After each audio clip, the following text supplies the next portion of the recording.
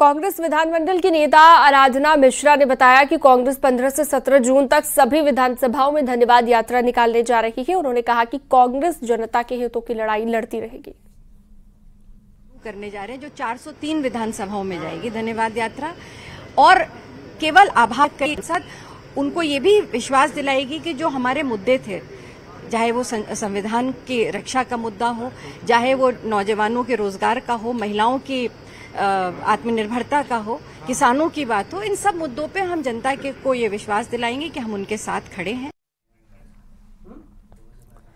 UP Lok Sabha चुनाव में BJP की सीटें कम होने के कारणों की जमीनी तलाश अब शुरू हो गई है। हारी हुई लोकसभा सीटों से सांसदों, हारे हुए प्रत्याशियों और लोकसभा प्रभारियों, संयोजकों और जिला प्रभारी साथ ही जिलाध्यक्षों ने अपनी अपनी रिपोर्ट के साथ कारण भी अटैच कर दिए हैं और प्रदेश मुख्यालय को ये भेज दी गई है।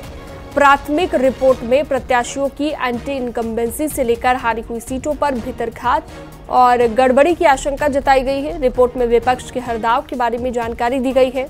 अब इसी हफ्ते प्रदेश मुख्यालय पर समीक्षा बैठक होगी। इसके बाद अलग अलग लोकसभा क्षेत्रों में भीतरघात और हार के कारणों की पड़ताल के लिए स्पेशल टीम भेजी जाएगी।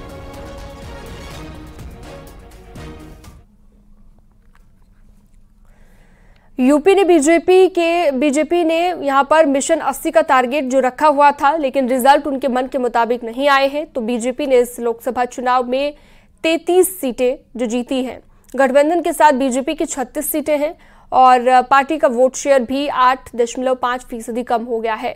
2019 में बीजेपी के पास गठबंधन को मिलाकर 64 सीटें थी। इसके बाद अब पार्टी ने फैसला किया है कि उन लोकसभा क्षेत्रों में स्पेशल टीम भेजकर प्राथमिक रिपोर्ट में जताए गए कारणों की असल पड़ताल करेगी, जहां पर बीजेपी हारी है या फिर कम वोट मिले हैं। इस स्पेशल टीम में राज्यसभा सांसद, एमएलए, एमएलसी और पार्टी के प्रदेश और क्षेत्र पदाधिकारी भी शामिल होंगे।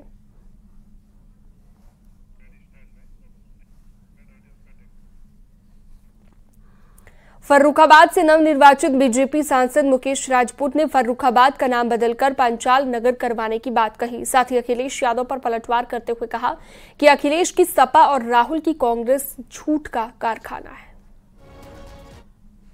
अखिलेश जी हो, चाहे राहुल गांधी हो और चाहे उनके कोई सहयोगी दल हो, मैं देखता हूं कि पूरे चुनाव में जहां से चुनाव शुरू हुआ और आज तक वो झूठ बोल रहे हैं। शुरू हुआ तहां से लेके और अंत हुआ तहां तक बराबर निरंतर झूठ बोल रहे हैं। उन्होंने कहा संविधान बदल जाएगा, लोगों का आरक्षण खा जाएंगे।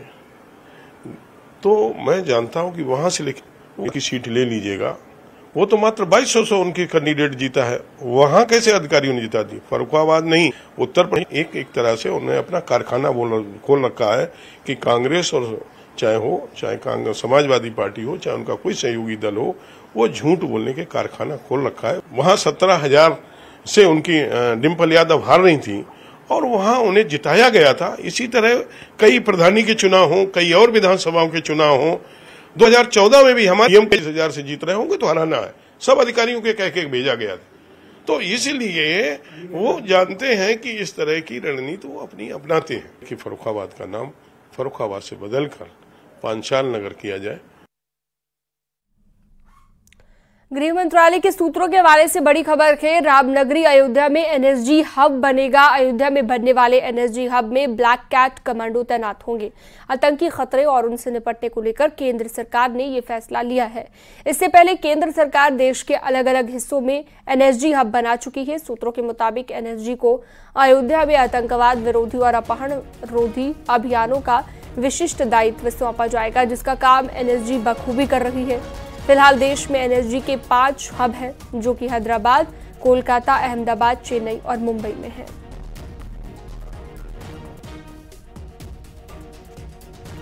जी भी इसी प्रयास में है कि उनको भी कोई बड़ा चंक ऑफ लैंड अयोध्या के पास मिल जाए, जो अभी तक नहीं मिल पाया है, तथा जिसकी संभावना अयोध्या में राम मंदिर के आसपास कम है। उसके लिए प्रयास चल रहे हैं। थोड़ा दूरी पे अगर मिलेगा तो हो सकता है वो बनाया जाए। ये इसका एक ही मात्र उद्देश्य है कि बहुत से पैरामिलिट्री फोर्सेस प्रयासरत हैं कि अयोध्या में उनको भूमि मिल जाए जिससे कि उनकी प्रेजेंस वहां पर रहे। रीजनल एनर्जी हब एक तरीके का स्थानीय कमांड सेंटर है जो कि अपने रीजन में होने वाली आतंकी गतिविधियों पर नजर रखता है और कैसे आतंकी हमले की सूरत में त्वरित कार्रवाई को रणनीति बनाता है और अपने कमांडो वहां पर भेजता है।